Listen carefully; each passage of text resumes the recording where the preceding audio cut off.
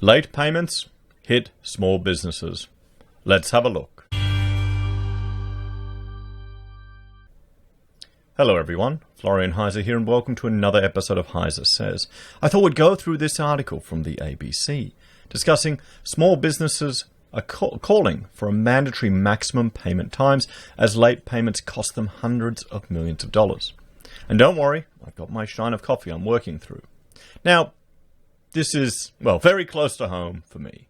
If you're not aware, I'm actually an architect. YouTube is my hobby. And my wife and I, we've been in business for probably 10 years. I think this is our 10th anniversary in business. I'll have to check. Wow, that went by quick. And during that time, we've worked on a range of projects. More in the commercial sphere, a lot in the mining sphere, but education. Projects worth, I think the biggest build, about 20 mil. So decent size work. Our practice grew quite quick. At one point we had, I think, about 8 people on staff. And if you count Rachel and myself, we had even more. So, we got to a reasonable size. We were a small business. I've scaled back over the last few years because, well, I should do a video about it. Some of the lessons I've learned in business. 5 mistakes I made. But, less stress. Actually more profitability in being smaller is something you just have to learn with time. But, not getting paid on time is a big part of business. It's a big part in the construction game. And I'm sure all the tradies out there can relate to this. A lot of the builders can relate to this. I feel sorry for the tradies, my tradie mates. They've got it worse than me. Okay, I'm an architect. We just draw pretty pictures. So my investment is my staff, my rent, and my software. They're the big three. Software I paid for years ago. Now, if I need a specific piece for a new project, I'll just rent it. So it's gotten a lot cheaper, a lot easier these days.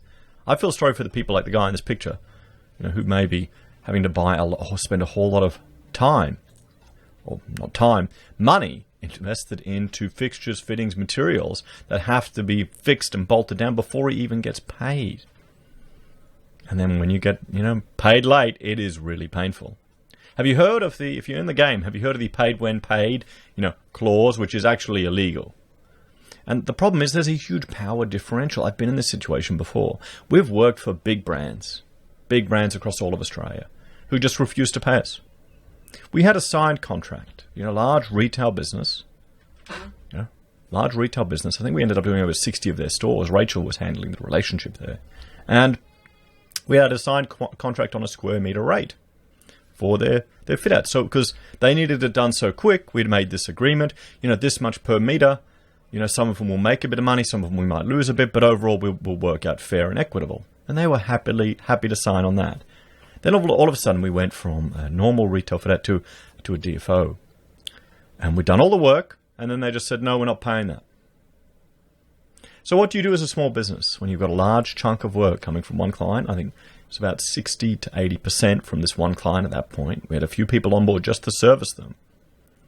And they're saying, no, we're not paying that. We had a signed contract, we had an agreement, we'd shake hands, all of that stuff. All goes out the window. It all goes out the window. You have to make a decision. Okay, am I going to play it tough and fight for that? Do I want to actually take it to court? Because a contract is only worth how much money you're willing to spend fighting for it. In the end, I just had to say, okay, well, we'll renegotiate. Because we had to. I needed the work because we had people on. That's one of the traps to fall into. You need to have enough reserves to just go, no, stuff you. I've learned that now. It took me a while to learn it, but, you get there. Another story. Who was this other guy? Yes, this is a restaurateur that we did a little restaurant fit out down the Gold Coast, Robina. And what happened was they just said, nope, we're firing you. We don't want to work with you anymore. And they didn't pay us the last invoice. What happened was they took our design, they just used it and went to a builder. So they didn't have to pay us. I think it was about 10, 15 grand. They still owed us. They did a runner. So I, did the whole collection agencies. I got them involved and they contacted the people and all this rubbish. Nothing happened. I went to QCAT. I got it awarded in my favor. The what was it? The bailiff tried to serve it to him, couldn't find them over and over again. So now it's been about 2 years. I won. I've got a court judgment in my favor. The business is being dissolved. None of the assets are in this business. I should have learned how to do that as well. And, he's done a runner and they can't find him. So I even, went through the process of engaging a lawyer to go in. I went to ASIC and said, look, I've won a judgment against this person. They're trading while insolvent. What are you going to do? Oh, nothing. So, yeah. And those are when they don't even pay you. Those are when they don't even pay you. What's even worse is when you have clients that just drag out the payment. We had one payment, and they dragged it out over the holiday period, over December to Christmas. And they told us we've got more work coming up. We've got this big job. And that was about $500,000 in fees. So that was decent revenue for me, a big chunk of the next year's worth of work lined up.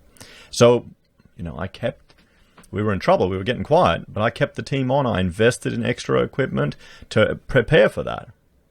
And of course, then it fell through. It didn't happen. They sold the project and it went on.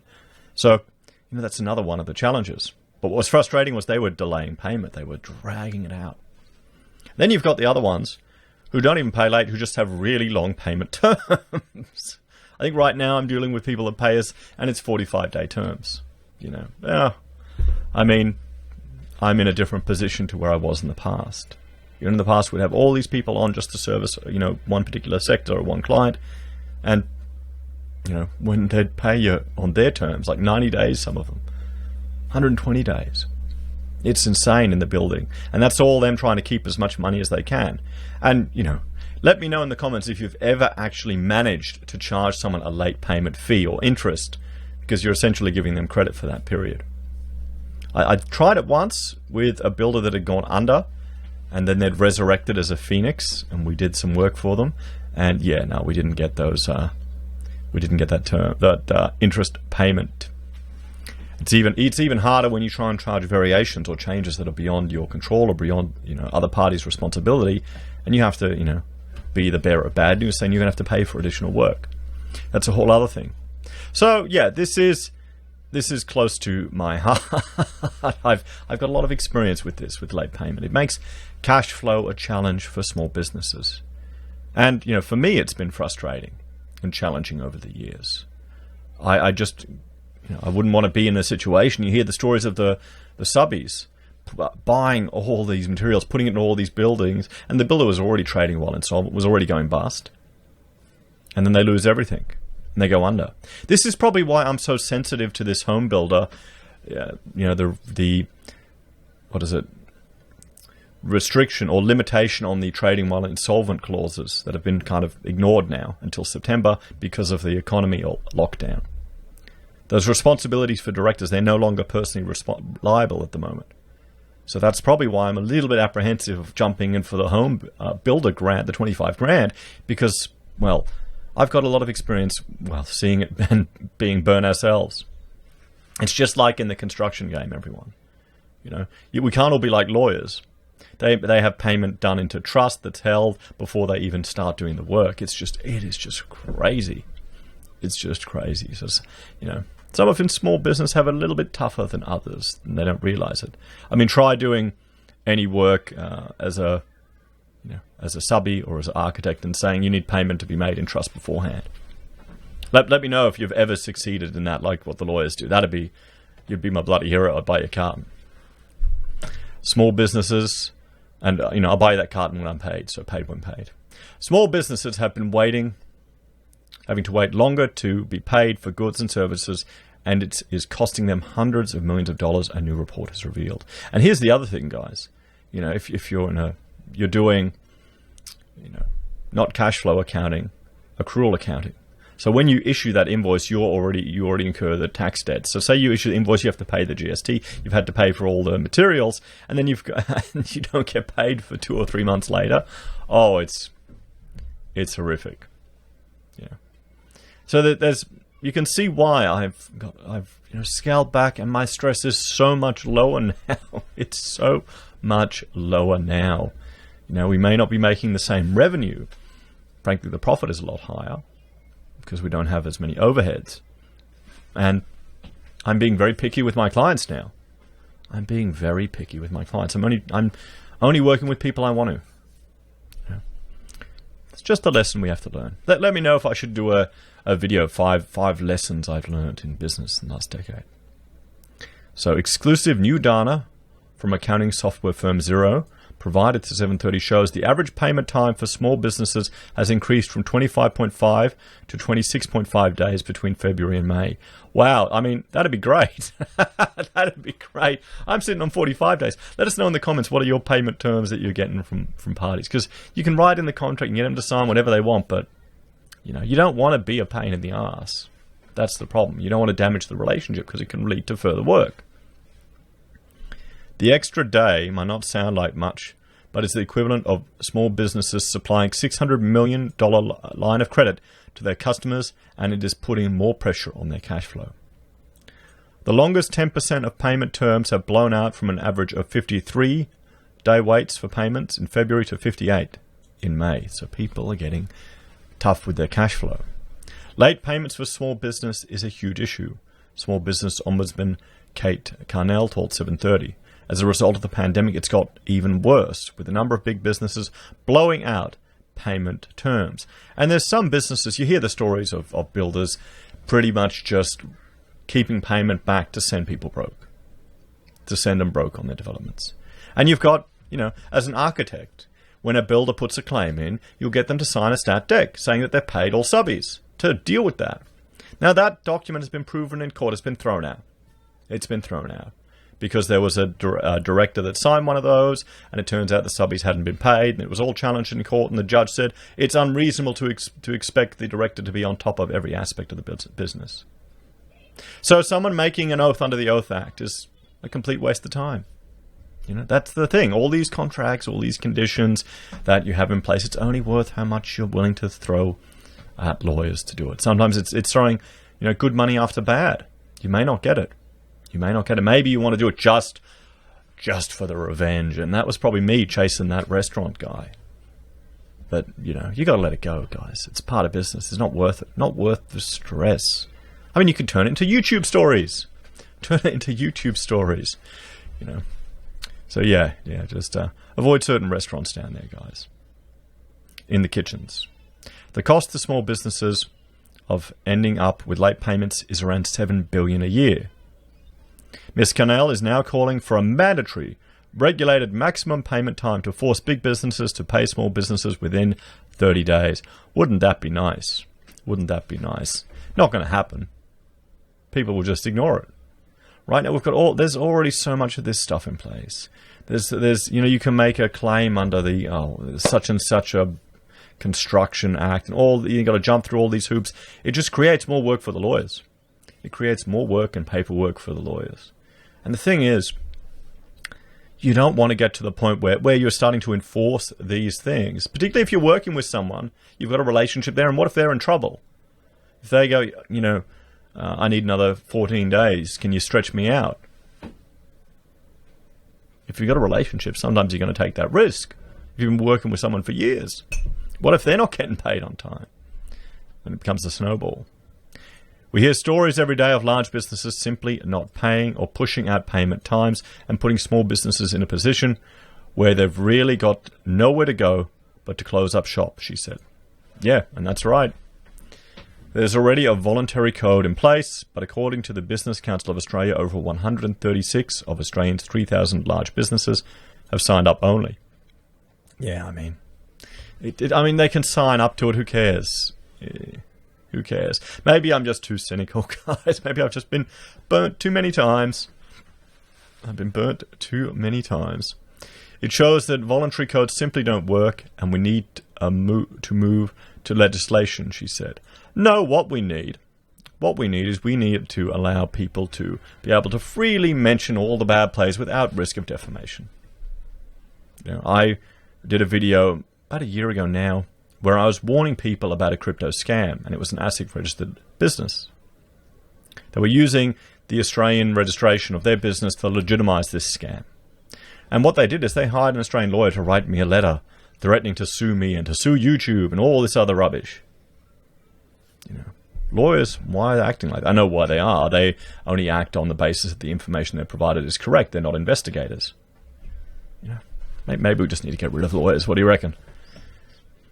I hope that the government realizes that right now, with the pandemic, with the challenges for small businesses, challenges for jobs in this country, it's a time that we desperately need to improve payment times.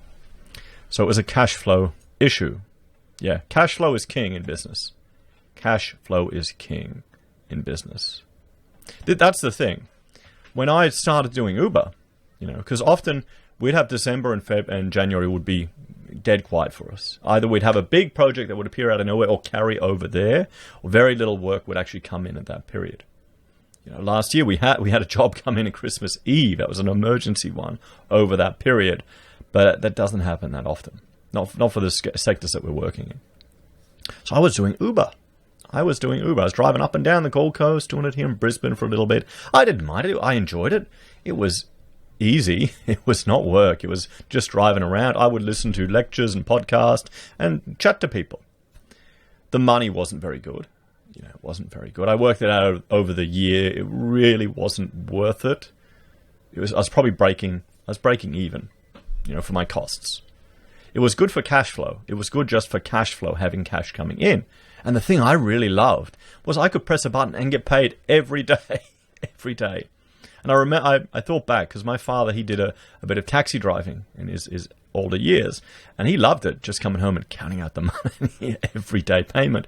And for me, that was such a novelty, getting paid straight away, getting paid on time. It made me so happy. I was so not used to it. Just that cash flow. I mean, that's just business. It's something employees may not even understand, one of the challenges of running a small business. Because, you pay your workers. Even when you've got someone, at $100,000 outstanding, you've got to pay your workers before you pay them. It can be somewhat stressful. It really can. So it's even worse. I was talking to a mate. He had like a couple hundred outstanding to a business that was on the verge of going under. That's bloody scary. Jared Woodbine remembers the pain of seeing his small scaffolding business collapse, in part because of blowouts in payment times. It was absolutely devastating, he told 730. In that period, I had to let go of all of my staff. I was forced to shut down. The repo guys came in, repossessing the work vehicles. It was a harsh reality to face, and at the time, it really was a cash flow issue. The business was profitable. That's it. And maybe they want you to go under so they don't have to pay you. Mr. Woodbine is strongly in favour of mandatory rules for payment times. He knows how hard it is for small businesses to negotiate with bigger companies, fearful they will lose business if they attempt to negotiate shorter payment terms. You feel like you're being a little bit ostracized by wanting tighter payment terms, so you don't end up going for it, he said. If that was part of the legislation and that was the new norm, then obviously you wouldn't feel like you were coming from a position of weakness to ask for those terms. That's the thing. You need to build in business. You need to build a emergency reserve. You need to have 6 months of your costs just sitting there. And that's something I didn't have. It's something I've learned. I've learned going through business. We're seeing it. It's no different to personal finance. It's no different. You need it. 6 months of costs just sitting there before you even start. And I know that's bloody hard to get to, particularly when you're up and running. I was in the situation where one of the big problems was for us was that we'd get big clients that would give us lots of work, and I'd need to hire people, so we'd be pretty much beholden to them, and I would have to get out there and work like anything just to diversify our client pool, because that terrified me of being in this situation where, okay, what if something arises? What if they don't want to pay us? What if there's an issue? So that was a big part of my role, was just getting out there and opening new doors. He also thinks it would help small business to bid for bigger contracts. Bringing that limit back to 30 days would give a lot of small businesses the confidence to take on much larger contracts, and confidence also that they're going to have money in the bank to pay their staff. Gaiden Rosa from the Institute of Public Affairs believes that regulated timeframes might actually hurt small business. Regulatory interventions like this almost always have unintended consequences. Yeah. Yep. No, I agree with him. I agree with him 100%. Yes. You know, and I've become a party. I've suffered at the hands of late payments. But the last thing I would want would be more government intervention. You know. It's very possible that big business here will decide not to do business with small businesses at all. They might just source the supplies and products from other big businesses. That would be a clear loss to the small business sector. There's a clear imbalance of power in the construction industry. Yeah, there is. The construction industry also already has legislation in place which is supposed to force adherence to shorter payment terms. But Louise Stewart from Industry Rebuild Australia says it does not work. Even though there are security and payment laws that do have statutory timeframes for payment, they're not enforced by small businesses because there's a clear imbalance in power, she told 730. The small business very much rely on work from a handful of contractors. They don't want to potentially damage that relationship and the potential for future work. And this also relates to the conflict of interest presented by certifiers. It's the exact same thing. They're small businesses. Although I don't know what their costs are. Probably insurance and, I don't know, copy and pasting in Word. Sorry, certifiers. I'm teasing. A good certifier is worth their weight in gold. They really are, you know. But the dodgy ones, they keep lasting, and they work for the dodgy builders. They're the ones to avoid. Ms. Carnell agreed that leaving it up to the individual small businesses to fight the battle would not work. Well, here's the thing. Even when you win the battle and you go to QCAT and you try and chase them down, it's pointless too. There really needs to be an independent entity, like my office and small business commissioners at state level, who are in a position to take on the big guys on behalf of small contractors or small businesses that aren't paid, she said. Mr. Woodbine is fully on board with the proposed change of enforceable maximum payment times. That would be incredible for the industry, he said. It would just minimize the risk in a way that you'd be able to take on contracts having a lot more confidence that at the absolute most, you're only going to be caught out with potential 30 days worth of investment as opposed to 60 or 90. So, what do you think, everyone? What do you think? Do you think the state needs to step in and get involved? Or do you think it should be left up to people's own devices? I've suffered through this. I've experienced it. Bloody oath I have. And I know exactly where this guy's coming from. But I am really worried about the unintended consequences. And it'll maybe just more bureaucracy, more wasted money, more payment theatrics. I think there needs to be more communication, But maybe also free ASIC searches, guys, so we can know who we're dealing with. So we know which business we're actually dealing with. It comes in the end, it comes down to you need to have enough reserves, even as a small business, to tell people to get lost. If you're not going to work to my terms, I'm not working for you. And I know that's harder than it sounds. I know it's harder than it sounds. But even if they do all of these things, there's still going to be hoops to jump through. And, it's just going to be painful. How many people, you get to a point where you can't be bothered. I've still got this guy owing me 15 grand. It's just going to cost me too much time. It's throwing good money after bad. But I see where this guy's coming from. What's your take on it, everyone? What do you think the solution is? Do you have, you in a small business, are you in the game, in construction? What are the worst payment terms you've gotten? 120 days? Or there's some clients that always pay on time. What about when they pay early? Have you gotten that? Did you nearly have a heart attack when that happened? I remember I went to Rachel going, bloody hell, look, they paid early. As always, thank you for watching. Please like, share, and subscribe to the channel. Let me know your thoughts and opinions in the comments below. If you're a fan and want to support the content I create here, there are a few ways you can. You can join the channel on YouTube or Patreon.